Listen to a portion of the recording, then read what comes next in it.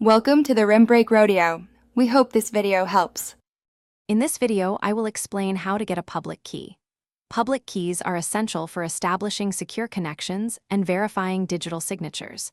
They work in tandem with private keys, forming a cryptographic pair. Knowing how to retrieve your public key is a fundamental skill for anyone working with secure systems. We will explore several common methods, ensuring you can obtain this vital piece of information whenever needed. Let's dive into the practical steps. One common way to get a public key is by extracting it from an X509 certificate. These certificates often contain the public key along with other identity information. You can use the OpenSSL command line tool for this. Simply run OpenSSL X509 pubkey nuat in certificate, CRT to display the public key.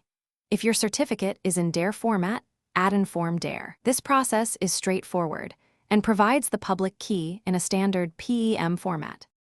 You can also derive a public key directly from its associated private key. This is particularly useful if you've generated a key pair and only have the private component readily available. For private keys created with OpenSSL, the command OpenSSL RSA in private. Key pubout will extract the public key. If you're working with OpenSSH keys, use SSH keygen YF private key file. Both methods efficiently generate the public key from its private counterpart.